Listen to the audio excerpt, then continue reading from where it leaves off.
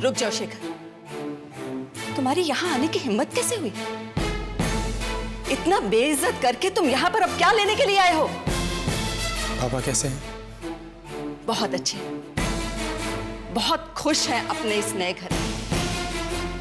उससे भी ज्यादा खुशी उन्हें अपने बेटे की बहादुरी पर हो रही है। वैसे शेखर, तुम यहाँ पर क्या देखने के लिए आए? कि तुम्हारे माँ बाप के मरने में अभी और कितना वक्त है? उनकी मैयत उठने के लिए तुम्हें और कितना इंतजार करना पड़ेगा? माँ, चुप करो तुम। अपनी जबान पर मेरा नाम भी मत लेकर आना। जो इंसान पैसों के लिए अपने माँ बाप का मोल नहीं समझ सकता, वो हमारा बेटा नहीं हो सकता। हमने कभी भी अपने बच्चों को ऐसे संस्कार नहीं दिए कि वो चंद रुपयों के लिए किसी के भी हाथों बिक जाए। रुक्मिणी, तुम्हें पता है ना, चिड़िया अपने बच्चों को एक एक दाना खिलाकर उनकी परवरिश करती है, लेकिन जब उन बच्चों के पर निकल आते हैं वो चिड़िया को छोड़कर चले जाते हैं। तुम्हें तो खुशी होनी चाहिए रुक्मिणी के तुम्हारे बच्चे बड़े हो गए हैं, अपना भला बुरा खुद सोच सकते हैं।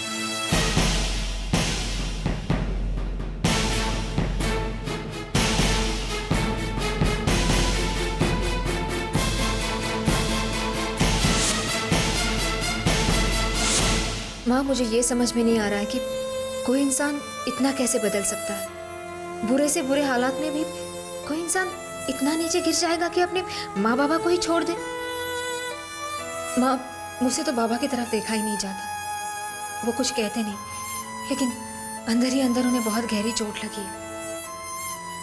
माँ, आज रूबी और शेखर घर आए थे। माँ, रूबी की हिम्मत तो देखो, हमारे ही घर आकर माँ बाबा की बेइज्जती करके चली गई। क्या कह रही हो तुम जिया? और शेखर ने कुछ नहीं कहा?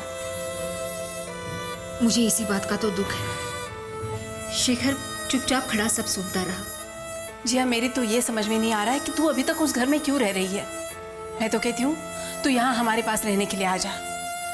ज्ञान जी का तेरे साथ जो कुछ बर्ताव रहा है, उसके बावजूद तुम। माँ, क्या तुम ये चाहती हो जरा सी धूप तेज हो गई तो मैं उन्हें छोड़कर तुम्हारे आंचल की छांव में आ जाऊं? जो शेखर ने उनके साथ किया मैं भी वही करूं? कह दूं मैं उनसे ये कि मेरा और उनका कोई रिश्ता नहीं रहा तो मैं उनके साथ क्यों रहूं? माँ, ऐसा करके अगर मैं अपने आप से नजरें मिला पाऊं, आपने जो मुझे रिश्ते निभाने की शिक्षा दी है उसकी गरिमा रख सकूं, तो ठीक है, मैं ऐसा करती हूँ। अगर ये सब करने से आपको ऐसा लगता है कि मैं सुखी हो जाऊंगी, तो ठीक है, मैं ये सब करने के लिए तैयार हूँ। भगवान तेरी रक्षा करे बेटा, तुझे शक्ति दे। तू अपना धर्म निभा। रास्ते में चाहे जितनी मुश्किलें क्यों ना आए, तू अपना धर्म निभा। शेखर जानता नहीं उसने तुझे खो के कितनी कीमती चीज खोई है।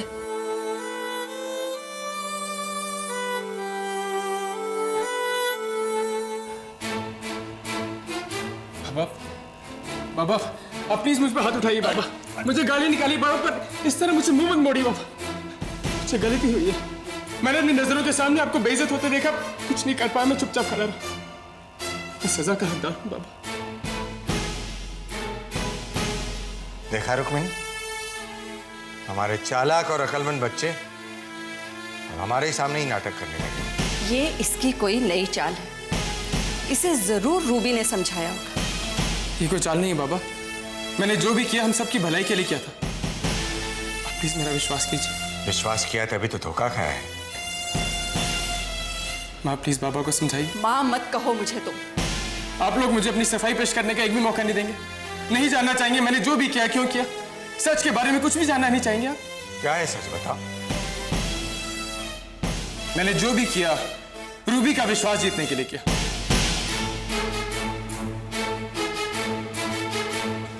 जिस औरत ने धोखे से हमारी कंपनी हासिल की, हमारा घर हासिल किया, हमें घर से बेघर कर दिया, हमारी इज्जत को मिट्टी में मिला दिया, उसे मैं जाने नहीं दूंगा, नहीं छोड़ूंगा उसे मैं। उससे मैं अपनी कंपनी से अपना घर हासिल करके दम लूंगा।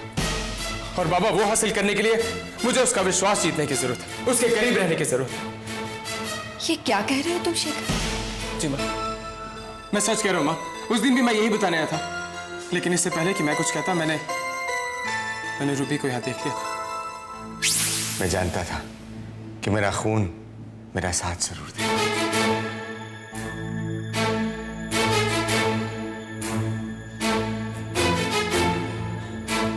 एक मिनट बाबा। बाबा, मुझे लग रहा है कि आपको गलतफहमी हुई है। मैं यहाँ रुकने नहीं आया, बल्कि आपको अपने साथ ले जाने आया। माँ, आप लोग सोच भी कैसे सकते हैं कि आपका बेटा इतना घिनौनी हरकत करेगा? चंद पैसों के लिए अपने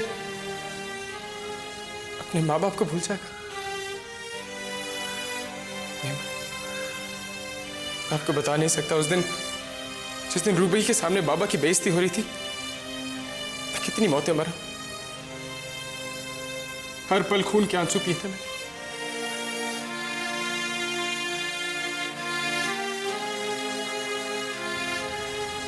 अगर आप लोगों को मुझ पर विश्वास नहीं तो मेरे जीने का कोई मतलब नहीं है। अब आप तो मुझे समझने की कोशिश कीजिए। आपका ये बेटा सिर्फ आप दोनों के लिए जी रहा है।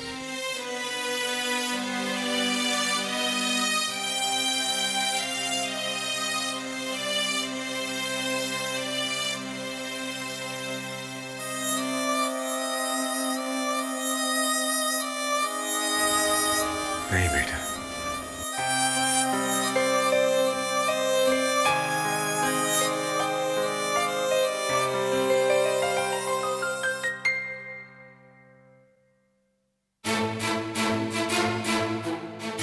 शेखर, तुम यहाँ? अपने माँ बाबा को दुख देने के बाद भी तुम्हारा मन नहीं भरा जो तुम यहाँ चले आए? अब क्या करना चाहते हो? ओह, कहीं तुम ये तो देखने नहीं आए कि हम लोग कैसे जी रहे? तुम्हारी शायद अंतरात्मा जाग गई, हम पर दया करने तो नहीं आ गए, कोई खैरात लेकर नहीं आए ना तुम? अगर शेखर तुम ये सोच रहे हो कि तुम्हारे बिना हम नहीं जी सकते तो तुम गलत हो। हम तुम्हारे बिना जी सकते हैं। और एक बात शेखर, मैंने एक बार बाबा की बेइज्जती सहन की। अगर बाबा को तुमने फिर से परेशान किया ना तो मैं तुम्हें नहीं छोड़ूंगी। जिया, जिया, ये तुम क्या कहे जा रही हो? देख लिया तुमने माँ क्या होती है, माँ का प्यार क्या होता है। अरे जिस माँ को तुमने दूध से मक्खी की तरह अलग कर दिया, उस माँ के मन में तुम्हारे लिए आज भी प्यार है। तुम्हारे खिलाफ वो एक शब्द भी नहीं सुन सकती। और तुम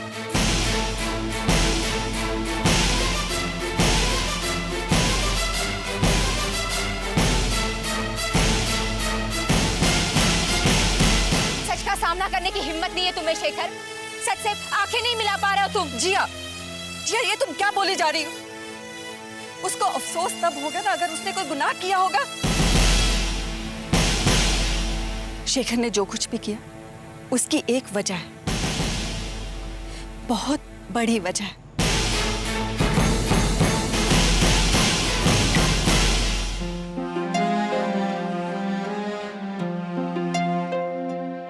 कैसी है दिल से दिल की लगन, ये रिश्ते कैसे होते हैं। मैंने जो आंसू तुझको दिए वो दामन मेरा भिगोते हैं।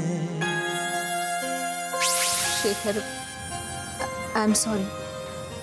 मैंने तुम्हें पता नहीं क्या क्या कह दिया। सभी अपने ही रास्ते से इस घर का भला करना चाह रहे हैं, तो फिर गलती किसकी? हम क्यों आपस में इस तरह झगड़ रहे हैं? I am sorry Shekhar, really I am sorry. मैंने तुमसे सुबह ही कहा था कि मेरे आने से पहले मेरे कमरे की सफाई हो जानी चाहिए, तो क्यों नहीं की, कामचोर? मैडम, आपके कमरे की दो बार मैं सफाई कर चुका हूँ। अगर 2 बार सफाई की है तो ये सारा कचरा यहाँ पर क्यों पड़ा हुआ है? इसे उठाकर फेंक दो बाहर। लेकिन ये सब बड़े साहब की चीजें, इसे कैसे? कौन से बड़े साहब? शायद तुम भूल गए हो कि मैं इस घर की मालकिन हूँ। यहाँ पर वही चीजें रहेंगी जो मैं चाहूंगी। आए बड़े बड़े साहब कहने वाले। अगर यहाँ पर काम करना है तो अपने जुबान से नाम तक नहीं लेना उनका, समझे? इन सारी चीजों को यहाँ से निकाल दो, कचरे का ढेर बना के रखा है।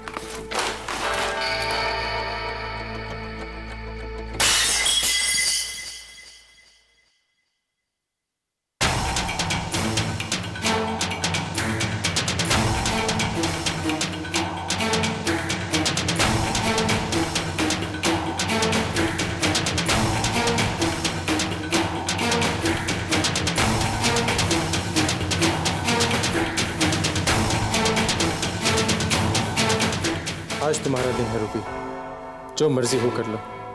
तुम्हारी एक एक बदतमीजी का हिसाब लूंगा, ये मेरा वादा है तुमसे। आज तुमने मेरे पापा की तस्वीर दिखा दी, एक दिन मैं तुम्हें ऐसे ही इसका हाथ दूंगा, नहीं तो मेरा नाम शेखर पांडे नहीं।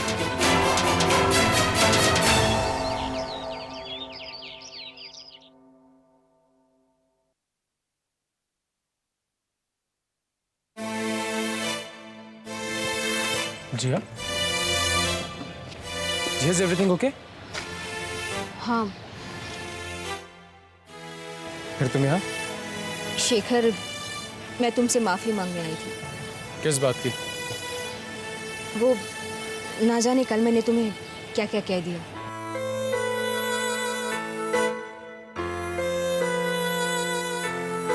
प्लीज शेखर, मुझे गलत मत समझना। मेरा इरादा तुम्हें बिल्कुल बेइज्जत करने का नहीं था। वो तो बाबा की आंखों में। आई अंडरस्टैंड जिया, अगर मैं तुम्हारी जगह होता तो शायद मैं भी वही करता जो तुमने किया। जिया, बाबा के इस पूरे वक्त में तुमने एक पराई होके बाबा का साथ दिया। मैं तो फिर भी उनका बेटा हूँ। जिया, मैं जानता हूँ तुम जो भी कर रही हो एक गिल्ट फीलिंग की वजह से कर रही हो, क्योंकि तुम अच्छी तरह जानती हो कि हमारे साथ जो भी हो रहा है उसकी वजह तुम हो। खैर, इस वक्त मैं इन सब बातों में नहीं उलझना चाहता।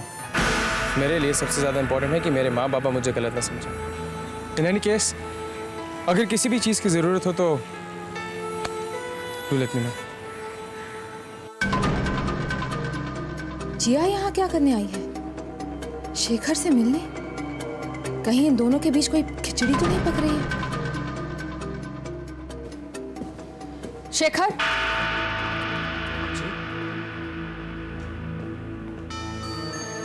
शेखर, अब जब हम साथ में काम करने वाले हैं तो I want to get one thing very clear.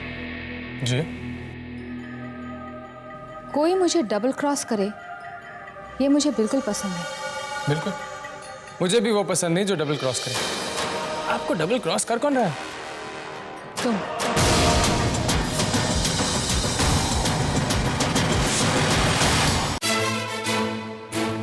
मैं? कैसे? क्या मैं पूछ सकती हूँ कि जिया यहाँ किस लिए आई थी? जी, आप बिल्कुल पूछ सकती हैं। जिया यहाँ कुछ पैसे मांगने आई थी। और तुमने उसे पैसे दिए?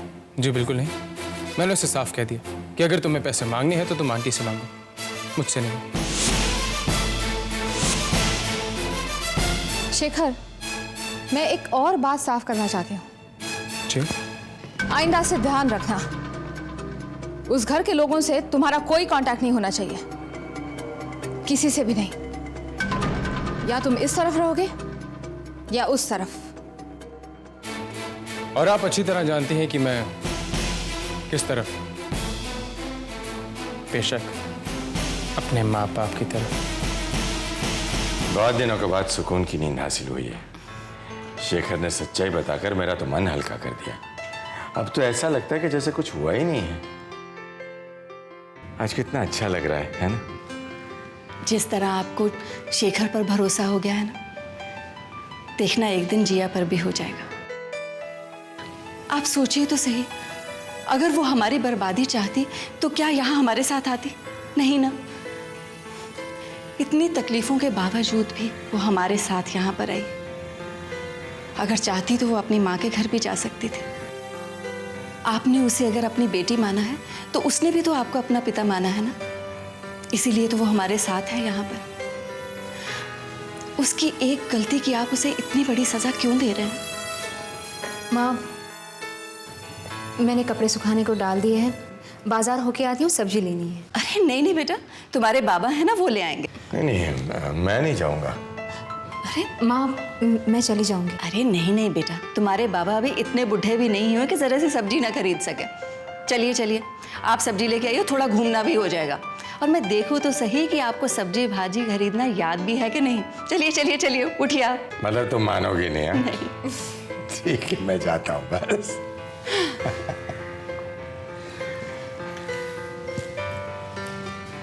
माँ, आपने बाबा को क्यों भेज दिया? मैं बाजार चली जाती। बेटा, बाहर घूमने से उनका मन बहल जाएगा। और तू चिंता मत करना, अब जब उन्हें पता चल गया है कि शेखर उनके साथ है तो देखना बहुत जल्दी सब कुछ ठीक हो जाएगा।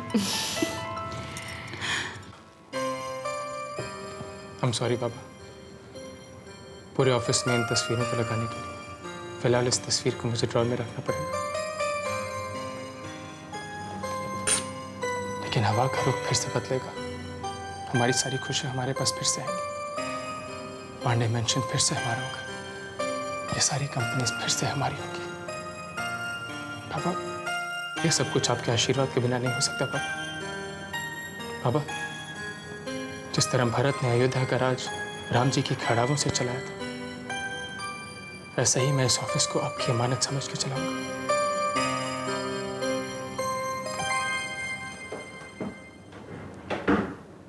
Excuse me sir. सर, अब मैं यहाँ काम नहीं करना चाहता। क्यों? I am sorry sir, but आप ज्ञान सर को भुलाकर काम कर सकते हैं, मैं नहीं। मैंने उनका नमक खाया है सर।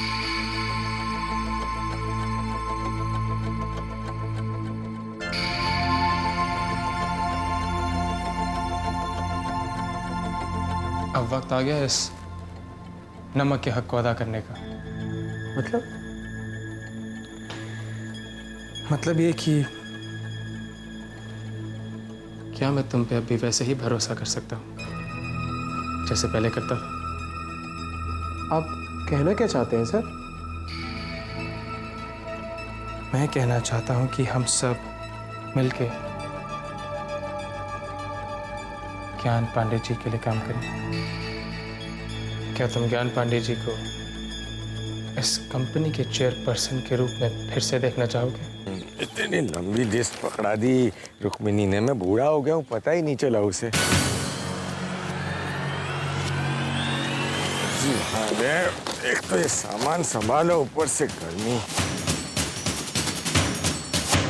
ये बैग्स तो ठीक करो।